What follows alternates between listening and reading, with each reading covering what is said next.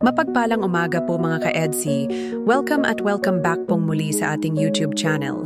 Kung bago ka pa lang po at hindi pa nakaka-subscribe, pindutin lamang po ang subscribe button at ang notification bell para lagi po kayong updated sa ating mga bagong uploads. Narito na nga po ang latest update sa ating Team EDSI.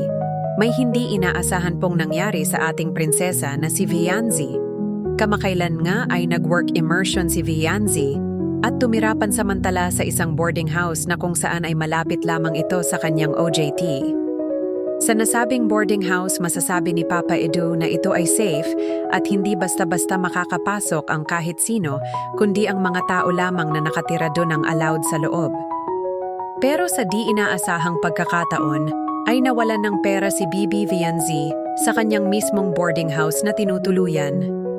Hindi rin masabi ni Bibi Vianzi kung sino ang kumuha dahil mahirap ang magbintang na wala tayong ebidensya. Ang perang nawala ay allowance pa man din ni Bibi Vianzi para sa kanyang gastusin sa boarding house. Alam naman natin na si Bibi Vianzi ay hindi maluho.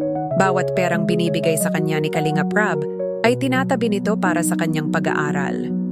Kahit nga nung nasa Hong Kong sila, yung nga perang natanggap niya ay hindi niya pinambili ng kung ano-ano dahil iniisip pa rin niya ang kapakanan ng kanyang pamilya at kanyang pag-aaral. Sa sobrang kabaitan ni Vianzi ay talaga naman may nakagawa pa talaga sa kanya ng hindi maganda. Kung sino pa yung mga taong mababait at hindi nanloloko ng kapwa ay sila pa talaga ang mabibiktima ng kasamaan.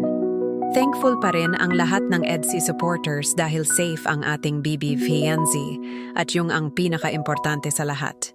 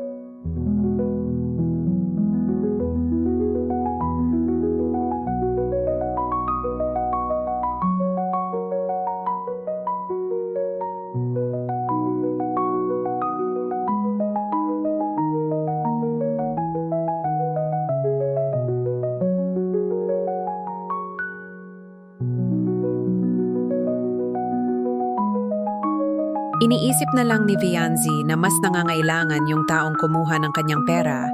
Sana ay magamit nito sa kabutihan at hindi sa kasamaan. Nananatiling positibo si Vianzi kahit marami pang pagsubok ang dumating. Pretty inside and out talaga ang prinsesa ni Kalinga Edu yung kahit ginawan na siya ng hindi maganda, ay nanatili pa ring kalmado.